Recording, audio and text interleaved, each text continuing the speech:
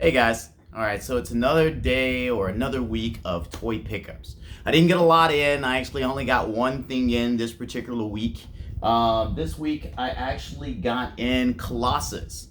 So Colossus, I actually really wanted this one, and I know there's a Marvel Legends one that comes out in a 2-pack with Juggernaut, but I actually wanted the Diamond Select one because of the size. This dude is what I picture for my Colossus, something that's big, imposing, and when he stands next to my X-Men, I want him to kind of tower over my X-Men. I basically got him because I had already gotten the Juggernaut one, and these do need to be somewhat formidable. If I have the Juggernaut, Diamond Select Juggernaut, and I have the Marvel Legends Colossus, then that one is gonna look like minuscule versus that particular Juggernaut. But once again, I wanted my Juggernaut to be huge because that's what I picture for my Juggernaut, but I also wanted my Colossus to be huge as well.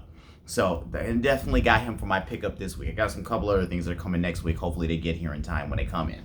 Other things that I wanted to talk about since I guys got you on here right now. One of the biggest toy topics that's going on right now is that Mafex actually dropped the not only they dropped pictures, but they also started the pre-order for the upcoming Rogue. We've all been waiting for Rogue to come out from Mafex because they are the definitive versions of X-Men and even DC. They do a great job with DC. I've never gotten anything McFarlane for DC. It's all been Mafex. I wonder what happens if Hasbro ever gets the DC license, but when that happens, we'll deal with that when that happens. I'll probably already have my whole line already taken care of, and I won't actually have to worry about it at all. But back to the X-Men. So I know that the X-Men 97 Rogue had just came out, and everybody kind of bought that one. I'm like crazy. I didn't even get a chance to get one because by the time I thought about wanting to get it, and the episodes with all Rogue had come out, it was already sold out everywhere. Now everybody's asking for Mafex prices for that version of Rogue, and that's not even I don't feel like that's the best Rogue. It's a good Rogue, but it's not the best Rogue. So the Mafex one came out, and everybody's super excited about that because we felt like we should have got that a long time ago. But they dropped it out at the perfect time with X-Men 97 coming out. The only problem is that in the pictures, she wasn't as voluptuous as everybody would have liked her to be. So, and if you ever bought Mafex figures, it's like they just don't build their women that way. They don't have big boobs, they don't have a big butt or curvish or more curvaceous. That's more of a loose collector does stuff like that.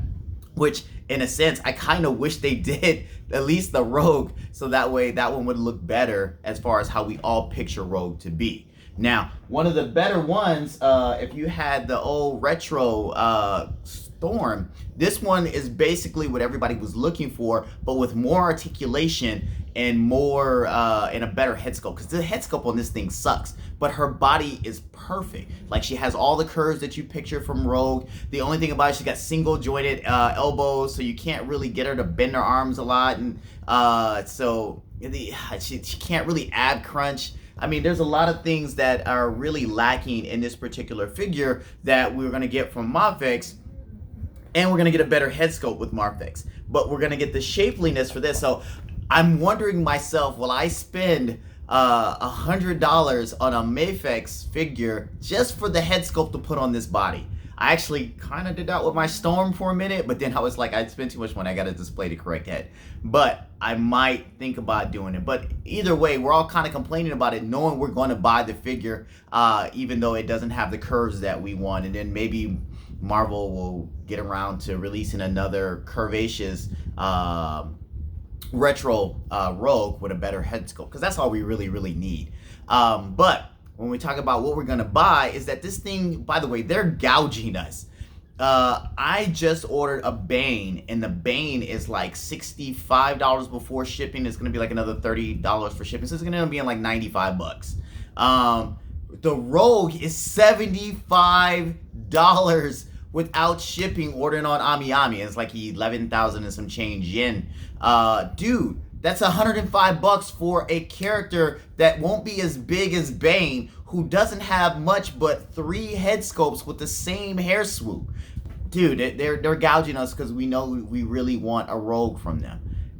I hope they throw more things into the package, or I hope that when I see it in person, I'll be a little bit like, yes, that was worth it, but damn, they got me because I had to pre-order it knowing that it was potentially going to sell out, and I didn't. My FOMO was messing with me. I didn't want to be the person who didn't get this. All right, so this week for toy pickups. I'm hoping for some other stuff to come in. I don't want to spoil it yet, but I'm hoping for some other stuff to come in next week. I did get some pushbacks on G.I. Joe that I thought was gonna come in. That went from this month to being pushed back all the way to August, so that really sucks.